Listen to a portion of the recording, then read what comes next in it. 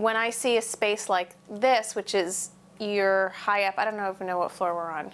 What floor are we on? Fourth floor, that's not that high up. But you've got these windows, thankfully they open, so you are able to get some air circulation in, but the problem is that buildings like this are built so airtight that we're preventing the air from coming in, we're making it energy efficient so we're not spending as much money, but we're also trapping anything that's off-gassing in your house in the space. And people don't open their windows that often, especially in New York, because the second you open your window, you've got this layer of grime on your windowsill from street traffic and dust and stuff like that. So we keep our windows closed and we turn on the air conditioning.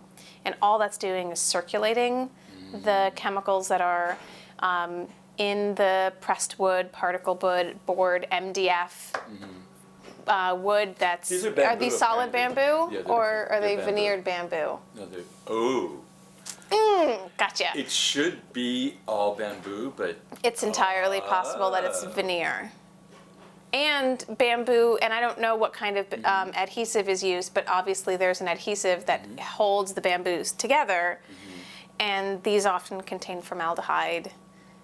I would think more than likely they went all the way. Okay.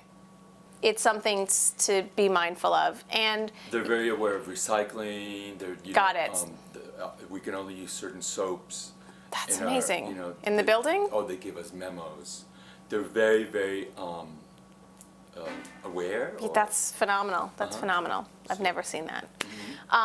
But any of the, most of the furnishings here are, I'm not looking for MDF or particle wood, and I don't, maybe that piece, but it could be solid wood, I don't know.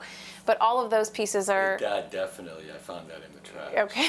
That can go right in the trash. Well, the thing is that it may not have to. So this is where we don't necessarily have to throw the baby out with the bathwater. We can change our behaviors or add things into the home that are going to mitigate any issues that might present. Not everybody can rip up their carpets and throw out their cabinetry. That's a ridiculous suggestion for me to make.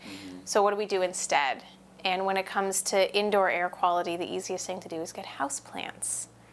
Because houseplants are able to sequester some of the volatile chemicals like formaldehyde into the roots. They won't live? You've got wheatgrass. I know, that's like my latest, my care of plants. You're not the first person. Thank you so much for reassuring me that is one thing that I need to really consider. Because my friend said, you need a plant, you need that oxygen, you need plants. But they die on me because I don't have, that. The green thumb. Can I dig in your fridge? Thank you to Anna. Yes, please. Yes, because this is awesome. I don't think I've ever seen a refrigerator. Sorry. Oh, good. I got it. I'm good.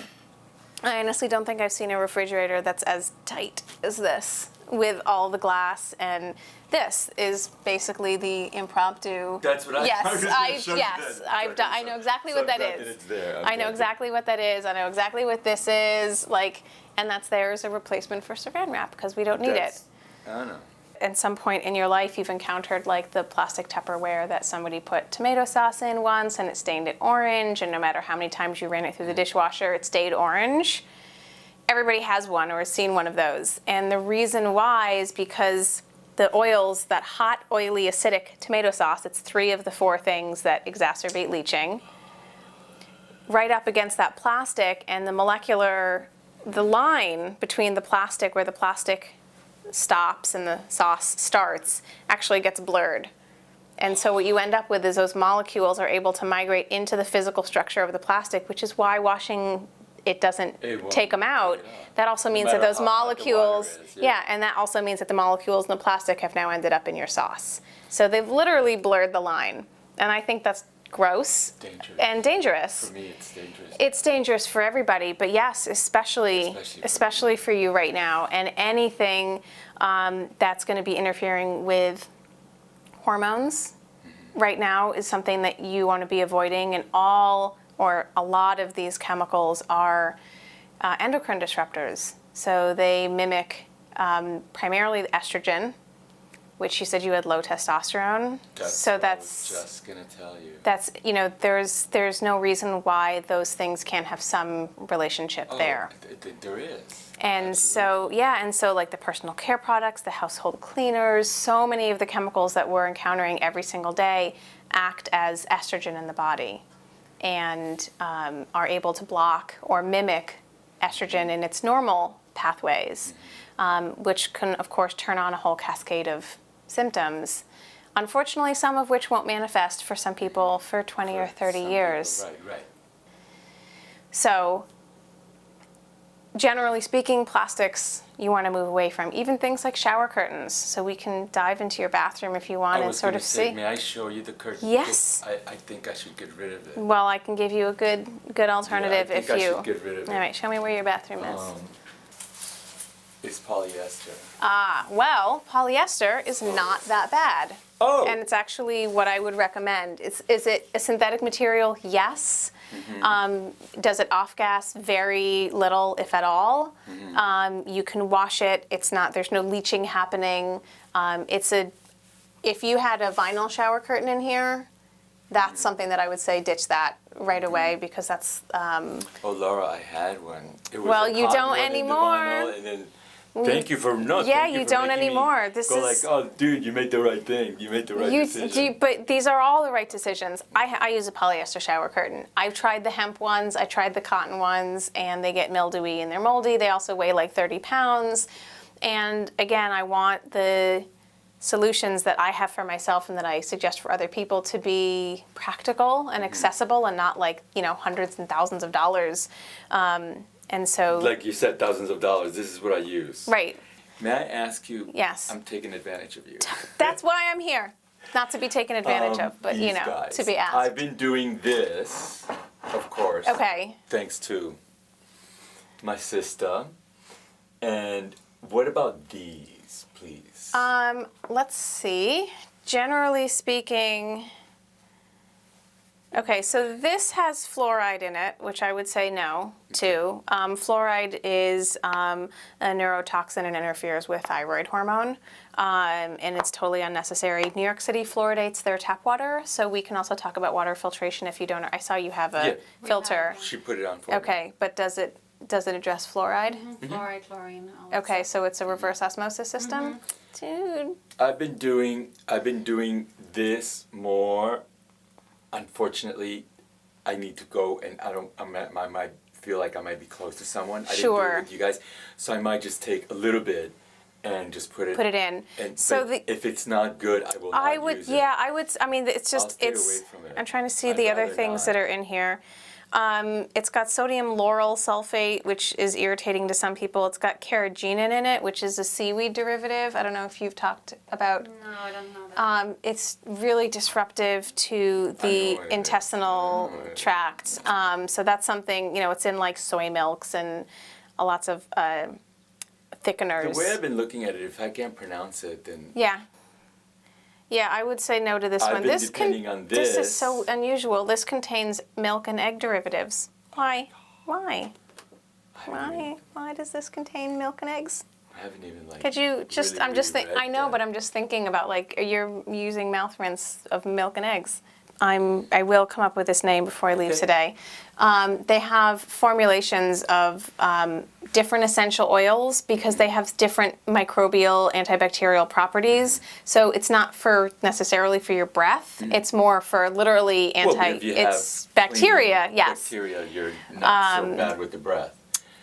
I stopped using it because I knew you were coming, and if I don't have to use it, yeah, but it's got a really nice. But it said something detoxifying. Well, so it has charcoal in it. That's the detoxifying agent. So have you ever heard of people ingesting charcoal, like if they have really bad stomach problems, right? So that's why they're saying it's detoxifying. But I wouldn't say that this is bad. It's got goat milk, bamboo charcoal, olive oil, soy oil, coconut oil, and essential oils. Some people are sensitive to essential oils. If this doesn't bother you, it's obviously a plant natural based. Not all things that are natural are safe. No, I know. But as a soap, I don't think there's any detoxifying going on here. That's I didn't just, feel it's, anything. it's, But I I figured don't think it it's would- happening. I figured it would just rinse me off. Right, well, I mean, it says with bamboo charcoal to draw impurities from the skin. Charcoal will do that if you leave it on, but nobody's putting soap on and then standing in the Right. bathroom for half an hour or hours. And there's probably not enough charcoal in here to actually have that effect. Is it a bad soap? No, it's just No. it's not doing anything from a And detox then- perspective. Are these guys bad? Probably. Well, there's a whole bunch of, I'm gonna say, Chemicals in it. yeah, and I'm gonna say, the ones that I'll point out, Throw them out. well, Thank you so much. so that you know some of what you're looking for as you Yes, go out yes. there in the world.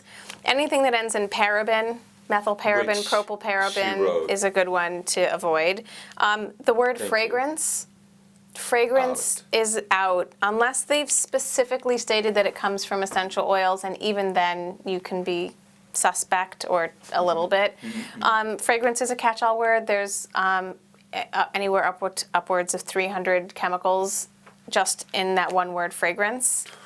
Yeah. So I liken it like this. When you buy, if you ever bought some cookies and you look at the ingredients and it's got eggs, flour, sugar, chocolate chip cookies, or chocolate chips, and then in parentheses it lists the ingredients of the chocolate chips, right? So you know the ingredients of the ingredient. This is an ingredient, and they don't tell you what the ingredients of that ingredient are. ingredient. So fragrance is a catch-all word, and the reason why it's a catch-all word is because the formula, the recipe to make that is proprietary. Get this junk out. But that's Thank great. you so You're very much. welcome. I'm so glad to. Well, no, I mean, it really makes a big difference, and I've been holding off on these things because people are like telling you, oh, Yeah. but it's natural. Right. So that term, natural and organic, as it applies to anything other than food, is not a regulated term. So you can see like, oh, this is organic Oh, makeup. you're It's just marketing. kidding. There's no. So in New York, we see lots of organic dry cleaners, right? Sure. Right. What does that Oh, mean? yeah. What does that mean? What they say 90% of the time when you go in there, 99% of the time, is, oh, the chemicals we use are organic-based chemicals. Mean they're derived from carbon. Well, so is everything. That doesn't mean it's safe or healthy. So they're using the word organic really to suit their needs, or we use less chemicals. Less chemicals doesn't mean organic. That's not what that means. This is a total, it's not, there's no connection here. And so there's a lot of false advertising and people leveraging the popularity of that word to sell their Of product. course. This whole organic thing Yeah. only applies to the food. It only applies to the food Absolutely. at this point because yes. and there's been push to try to get that term defined as it pertains to personal care products, but it hasn't happened yet. But for the most part, it's all How greenwashing did you learn all this? because I'm a nerd. And it pisses me off, and I get really fired up about the fact that like this Right? is not okay. No. And That is so All of- incredibly yeah. like accurate. breathe a sigh of relief because you're doing awesome. This is incredible. We're getting there, Anna. We're getting there. And I'm going to challenge you to get some houseplants and find ones that are hardy and that will I'll go to 28th Street. and something. so and I was explaining this to the last person Put 'em next that to we my went to. bed. Put them everywhere. Oh. Put them everywhere. Put them everywhere. And if you think of it like it's your food, because it kind of talk is. to the plants, believe me. Not I know. even, you don't even I have to know. talk to it, but Oh, just if really? you think of it as like, oh, I'm putting my groceries away, I'm going to water my plants. I'm going to go to bed, I'm going to water my plant, or however you need to do it, because it's providing you with oxygen. That's kind of your food. We can't live without it. It's the thing that we can't live without in the smallest amount of quantity. We'll die within a few minutes without oxygen. So if we think about it this way, like, nutrition, we can go 5 or 6 days without And they're food. helping me too. And they're helping you. So NASA did a study a number of years ago on, they did their NASA Clean Air study and researched ways to clean air in space stations, which obviously they're pretty limited. And as well as absorbing carbon dioxide and releasing oxygen, as all plants do, the plants on this list also are, like I said, pull chemicals like benzene, formaldehyde, trichloroethylene, and they sequester them in their roots. And so the recommendation of NASA is to use 15 to 18 good house-sized plants in an 1,800 square foot house. This is obviously not an 1,800 square foot house. What am I? Like 400. This is 400? Probably. Even with the bathroom? Probably. Thank you so much. Yeah, probably. Oh, they're beautiful too. Some of them, yes. Yes. So, like the peace lily. Who doesn't love having a peace lily? Thank you. Hi, that's a lovely plant to have in your house. So it adds more than just air cleaning Oh, Laura, properties. I can't believe you. Well, believe it. This And so- is my favorite, of course. I did a botanical project where I was commissioned to go amongst the gardens in the Bronx, the High Line.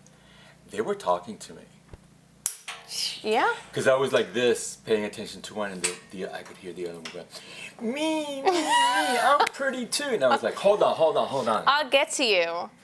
Plants are. And thank you for not thinking that I'm crazy, I but got my own kind of crazy, but so it's really, all right. No, that's it. We're getting a plant. Good. Tomorrow is. Good. You know, my friend said, get a tree. You could. You could get a little ficus. She said, just get a tree. You And I could was get like, okay. you could get a large rubber plant, Right, yeah, that's what she said. right? Those are very often No, sold I as can't trees. believe you, Laura, because So, that's exactly what she said. You have a lot of wise people in your life that are telling you the right things. They may not necessarily know why they're right. Anna has taken us to stress reduction counselors, you know, the herbalist, people like yourself, and the Megan, the bodybuilder, vegan. You know, it all comes to the same. Yeah, You've all been saying the same thing. We're destroying the planet, and we need to be aware. You know, basically, let's do our share.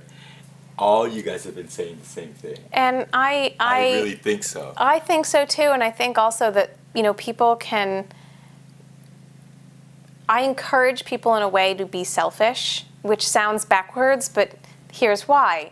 If you do the absolute best by you and do these things, what you're doing, by default, you're doing the absolute best for the earth. Like I said, just, you've done an exceptional job of making this space clean and getting rid of, and I don't know what it was like before Anna Pretty much the came same in. on it. Except there was plastic. All right, well, good. But I mean, you're was filtering plastic. your water using an awesome filtration system. New York actually has really good water, but we fluoridate it, right? So we add fluoride, and then we have chlorine, and then chlorine reacts with other chemicals in the water to produce disinfection byproducts that are carcinogenic. And if we actually read the water report, it says, if you have cancer, you may not want to drink this water. And that's tap water. Tap water. And 99% of people don't look at their water quality report. The most eye-opening is definitely, we covered so much. I know. Well, the houseplants was a big one. That's my new, thank you so much. That's my new homework. Like, she gives me homework. Yes. She challenge. That's my new challenge. Yes. It is going to be a challenge. And I did challenge you to go out and get a houseplant. And it is going to be a challenge, I have to admit. But that is the thing that I mean, there's so many things that she cleared up. You cleared up so many things. I see this as a whole process, and thank you so much for being part of the You're process. welcome. Because my process is a little difficult. Indeed, but you're you couldn't be in a better environment.